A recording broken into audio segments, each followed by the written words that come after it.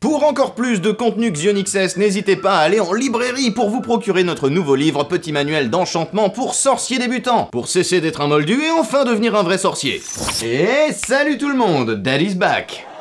Mais qui êtes-vous et qu'est-ce que vous foutez chez moi, vous tous là? Les amis, si vous êtes de ma génération, et même plutôt de celle d'avant en fait, en clair, si vous êtes des vieux quoi, vous ne pouvez pas être passé à côté des sitcoms. Un style de série qui a longtemps cartonné, né dans les années 50 avec une série qui s'appelle I Love Lucy, série que j'ai absolument pas vue d'ailleurs, hein, et dont je ne sais absolument rien. Et en même temps, on va pas se mentir, on s'en fout un peu. Et le principe était simple, il fallait que ce soit drôle. Parce que le but d'une sitcom, c'est avant tout de faire de l'humour, principalement à base de comiques de situation, et c'est bien pour ça que ça s'appelle une sitcom, c'est tout simplement la contraction de ces deux mots, comique de situation. Et bien entendu le tout saupoudré d'un petit détail qui a le don d'agacer ceux qui n'aiment pas les sitcoms, en général c'est même pour ça que les gens aiment pas les sitcoms, mais que les fans de ce genre de série, eux, finissent par ne plus entendre du tout tellement ils ont l'habitude. Je parle bien sûr des rires préenregistrés. Pas vrai, je vous ai dit de vous barrer, qu'est-ce que vous foutez encore là? En plus je vois pas pourquoi vous vous marrez, c'est même pas drôle ce que j'ai dit. Et quand je vous disais que ça a cartonné, ça a vraiment cartonné. À tel point que vous êtes forcément tombé en zappant à la télé sur un épisode de Ma famille d'abord, The Big Bang Theory, Une nounou d'enfer, ou encore, et comment ne pas le citer, la plus célèbre de toutes, Friends. T'avais rien qu'en vous disant le nom de la série, je suis à peu près sûr qu'à peu près tout le monde a le générique dans la tête maintenant. Gotta be this way. Ouais, non, je connais pas les paroles, non. C'est maintenant qu'il faut rigoler, bande de nazes, me laissez pas faire un bide. Mais non, mais trop tard maintenant, c'est fini là. Oh, et puis merde, vous savez quoi?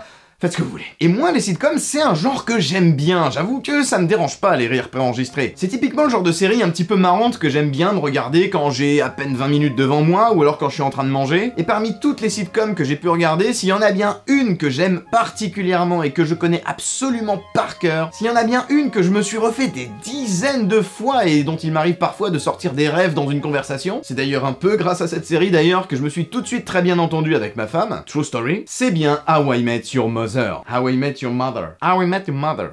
Pas facile. Et qu'est-ce qu'on fait quand on est un gros fan d'une série et qu'on l'a vue des dizaines de fois? On passe à la suivante parce qu'on en a marre, comme ce que font tous les gens normaux. On cherche des théories pour aller toujours plus loin. Non, ça c'est ce qu'on fait quand on est un taré. Et des théories sur How I Met, il y en a des tonnes. Clairement, sur internet, c'est pas ça qui manque. Parce que c'est une série qui, mine de rien, est assez remplie de mystères et de questions auxquelles on peut essayer de répondre. Et alors, bon, je vais pas vous mentir, il y a certaines théories qui sont vraiment pas terribles, mais si on fouille un peu, il est possible de tomber sur des théories qui valent le détour. Des théories qui sont crédibles et qui sont vraiment très cool. Et parmi les très cool, il y en a 4 dont j'ai très envie de vous parler aujourd'hui. Alors installez-vous confortablement et faites-moi confiance, écoutez bien ce que je vais vous dire. Because it's gonna be legend, wait for it. Derry. Et bien évidemment, si vous n'avez pas vu la série How I Met Your Mother et que vous comptez la voir prochainement, je vous déconseille de regarder cette vidéo, parce qu'on va faire des théories, donc du coup forcément je vais être obligé de raconter un petit peu des éléments qui se sont passés jusqu'à la fin de la série, donc ça va méchamment spoiler. Et maintenant que vous êtes prévenus, je pense qu'on va pouvoir y aller, on y va, c'est parti, let's go!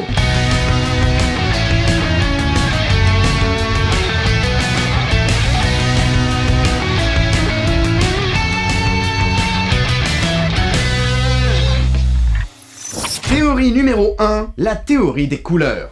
Si vous connaissez bien How I Met Your Mother, vous savez qu'il y a au moins 2 couleurs qui sont importantes dans l'histoire. Vous avez le jaune symbolisant Tracy, la mère des enfants que Ted est censé rencontrer, et vous avez le bleu qui représente les différents actes d'amour que Ted fera pour plaire à Robin. À commencer par le corps d'harmonie bleu qu'il vole au restaurant pour le lui offrir. Toi-même tu sais, el famoso pénis de Schtroumpf. Ouais, merci papy, heureusement que t'es là, on avait clairement besoin d'entendre ça. Mais est-ce que vous saviez qu'il y a une autre couleur qui est très importante dans l'histoire, bien qu'elle soit un petit peu plus discrète? Et cette couleur, c'est le violet. Et qu'est-ce que ça représente alors, le violet? Eh ben, je vais vous le dire. Parce que c'est vrai que quand on regarde une série qui s'appelle Comment j'ai rencontré votre mère, eh ben, on peut se retrouver assez étonné de constater que cette dernière n'apparaîtra que dans la toute dernière saison. Et de manière assez anecdotique en plus. Puisque tout le récit de Ted semble clairement beaucoup plus s'intéresser à sa rencontre et à son histoire avec Robin, la fille dont il sera amoureux pendant presque toute la série. Et le violet, d'après cette théorie, c'est la couleur qui symbolise Robin. Par exemple, au tout début de la série, souvenez-vous, il y a un parallèle établi entre le fait de réussir à attraper une girafe violette, dans un jeu avec une pince là pour attraper des peluches, vous savez, celui où on n'attrape jamais rien, et le fait de sortir avec Robin. Ça m'énerve ces jeux, ça me saoule, j'attrape jamais rien, je suis super nul. Et pourtant dès que j'en vois un à une fête foraine, c'est plus fort que moi, il faut que j'y aille. Allez comprendre. Et ce que nous dit cette théorie, et pour avoir revu la série en entier il y a pas très longtemps en ayant ça en tête, je vous jure que c'est vrai, vous pouvez carrément aller vérifier, vous verrez que ça se tient complètement, c'est qu'à chaque fois que Ted montre sa volonté de se remettre avec Robin, le violet redevient la couleur dominante dans l'histoire, principalement sur les vêtements qu'il porte. Par exemple, quand Robin revient d'Argentine avec un nouveau copain juste après sa rupture avec Ted, et que Ted a beaucoup mal à l'accepter parce qu'il est vert de jalousie, on peut le voir porter une chemise violette, et d'ailleurs même Marshall lui aussi porte un t-shirt violet, en fait il y a même du violet partout, ce qui montre que Ted voit Robin partout et qu'il n'arrive pas à se la sortir de la tête. Même le tatouage qu'il a dans le dos à ce moment-là de l'histoire est principalement coloré en violet. C'est littéralement une représentation de l'expression avoir quelqu'un dans la peau. Et après, bon, je vais pas tous vous les citer, je préfère même vous laisser regarder par vous-même, je pense que c'est plus amusant pour vous. Mais vraiment, vous pouvez y aller, vous verrez qu'à chaque fois que Robin revient au cœur des pensées de Ted, il y a toujours du violet partout. Mais c'est loin d'être tout, il n'y a pas que ça, et vous allez voir que ça va beaucoup plus loin que tout ce que je viens de vous dire. Et que ça a énormément de sens qu'ils aient choisi ces couleurs et pas d'autres. Ah bon, et pourquoi ça? Je vous explique, et pour que vous compreniez, je vais avoir besoin de vous montrer ceci. Cette figure que je suis en train de vous montrer est un cercle chromatique, un outil utilisé entre autres par les artistes pour définir quelle couleur va bien avec quelle couleur en gros. Et la principale règle qu'il faut retenir, c'est que la pire couleur qu'on peut associer à une autre, c'est celle qui se trouve à l'opposé du cercle. Par exemple, si vous avez fait de la peinture chez vous et que vous avez peint vos murs en bleu, il ne faut surtout pas mettre un sol orange parce que, en théorie, c'est dégueulasse. En théorie, hein. Or, souvenez-vous, la couleur qui symbolise la quête de bonheur de Ted, la couleur qui symbolise sa quête vers Tracy, la mère de ses enfants, c'est le jaune, principalement représenté par un parapluie jaune qui apparaît à différents moments de la série. Et à chaque fois qu'on voit apparaître ce parapluie jaune, à chaque fois qu'on voit du jaune, même d'une manière générale dans la série, ça veut dire que Ted est sur la bonne voie, ça veut dire qu'il se rapproche de Tracy. Par contre, quand il se rapproche de Robin, à ce moment-là, c'est le violet qui devient prédominant. Et si on regarde à présent sur le cercle chromatique,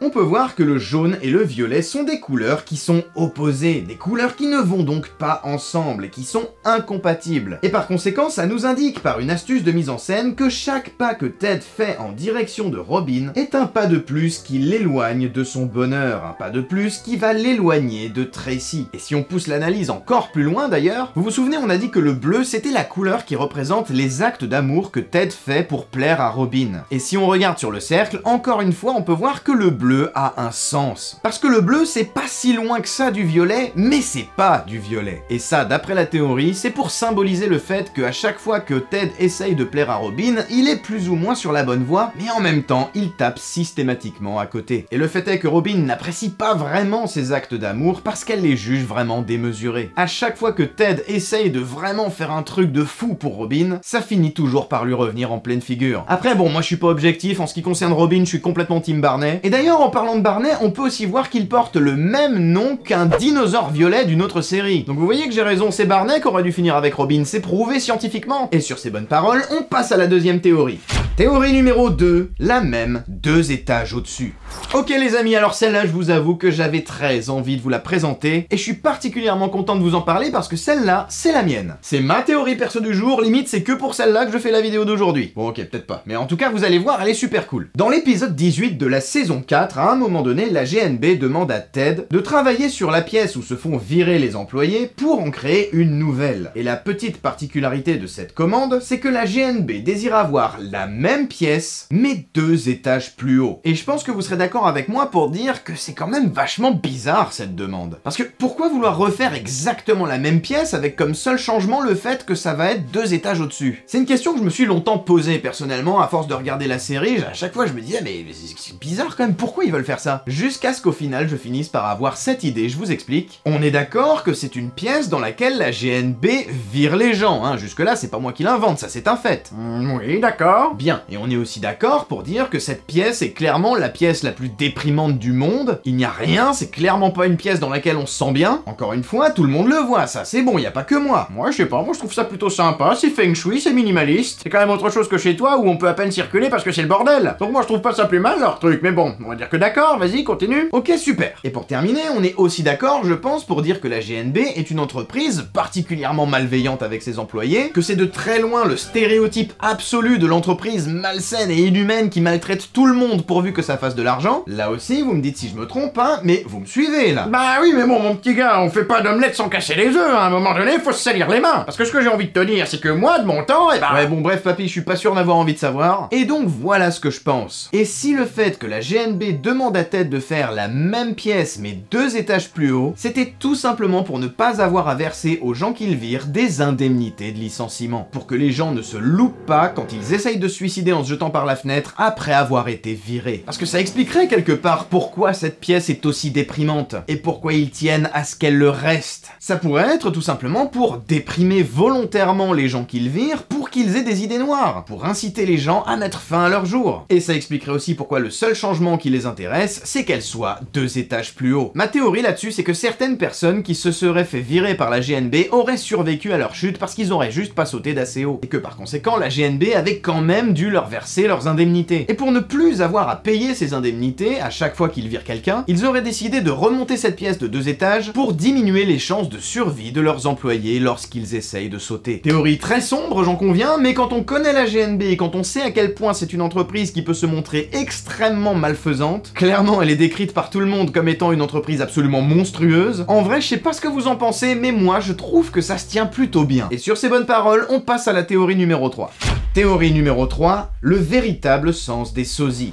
À plusieurs moments dans la série, vous le savez, chaque membre du groupe va être amené à faire la rencontre de son sosie dans les rues de New York. Et il existe une théorie que je trouve assez cool sur les sosies qui explique que chaque sosie serait en fait la représentation du désir profond de chaque personnage. Ah mais oui, je comprends, c'est vrai que Ted a toujours eu envie de devenir catcheur mexicain. Mais non papy, j'ai pas dit que c'était ce qu'il voulait devenir, j'ai pas dit que c'était la représentation de ce qu'ils auraient aimé être. Ce que je dis, c'est que les sosies représentent un aspect d'eux qu'ils auraient aimé avoir. Par exemple, le sosie de Ted, il représente l'assurance et la confiance en soi dont Ted manque cruellement. Ce qui fait défaut à Ted, c'est qu'il réfléchit trop, il n'est pas assez fonceur et c'est certainement ce qui le ralentit le plus dans sa vie. Et d'une certaine manière, oui, il aimerait bien être un peu plus comme ce catcheur qui lui ressemble, mais ça veut pas dire qu'il aurait voulu être un catcheur. Ça veut dire que ce catcheur représente ce qu'il aurait aimé avoir de plus. Le sosie de Robin, en gros, c'est une version plus masculine de Robin. Or, ce qu'on sait de Robin, c'est qu'elle a toujours cherché l'approbation et l'amour de son père, qu'elle n'a jamais obtenu pour une raison complètement injuste. Son père ne voulait pas avoir une fille, il voulait avoir un fils. Et bien évidemment, elle souffre de cette situation, elle voudrait bien être le fils que son père n'a jamais eu, être un peu plus comme son sosie, simplement pour que son père l'aime. Le sosie de Lily, Lily la stripteaseuse, représente une Lily libre de toute responsabilité, une Lily qui a complètement lâché prise et qui est sortie du schéma traditionnel de la vie. Et justement, ce qu'on sait de Lily, c'est qu'elle pense souvent à sa jeunesse, qu'elle se demande souvent ce qui se serait passé si elle avait suivi son désir de devenir artiste. Lily, c'est une personne qui voudrait vivre une vie hors norme, hors du commun, une vie d'aventure et qui, par la force des choses, s'est retrouvée dans une vie très traditionnelle avec un mari, un job et un enfant. Ce qui peut, parfois, et ça se voit, la rendre malheureuse. Le sosie de Marshall, lui, c'est Marshall avec une moustache. Et déjà, bon, à un moment donné, Marshall nous dit clairement qu'il adorerait porter une moustache, mais qu'il ne peut pas parce qu'elle ne pousse pas étant donné qu'il est imberbe. Mais le plus important, c'est que ce Marshall moustachu représente pour lui la figure de l'adulte qu'il aimerait être. La moustache, quelque part, c'est le symbole du père que Marshall voudrait devenir, c'est le symbole de la maturité. Puisque le principal problème de Marshall, c'est qu'il peut souvent se montrer assez immature, assez enfantin. Et cette absence de moustache sur son visage, ça le travaille parce que, d'une certaine manière, symboliquement, ça nous indique qu'il est encore enfermé dans son enfance. C'est pas pour rien qu'il fait une rechute monumentale vers son enfance au moment où il apprend que son père est décédé, ou qu'il passe son temps à dire à Lily qu'il veut retourner vivre du côté de la campagne, du côté d'où il vient, là où il a grandi. Marshall, en un sens, c'est tout le contraire de Lily en termes de vision de vie. C'est un homme qui ne veut pas d'une vie remplie d'aventures. C'est un homme qui aimerait bien que les choses restent comme elles sont. Mais pour plaire à Lily, il aimerait être différent. Il aimerait bien être ce Marshall avec une moustache. Et tout au long de la série, il n'aura de cesse de se forcer à sortir de sa zone de confort, uniquement pour plaire à Lily. Quant à Barney, son sosie, c'est un gynécologue, et là, bon, je pense que c'est à peu près clair pour tout le monde. Bah, en gros, il veut vouloir mater des... toute la journée, quoi. Voilà. Ouais, merci encore une fois, papy, pour cette brillante intervention. On avait clairement besoin de ça. Ah, y a pas à dire, c'est très classe. Et d'ailleurs, puisqu'on parle de Barney, il est temps maintenant de passer à la 4e et dernière théorie de cette vidéo. Théorie numéro 4, Barney et la paternité.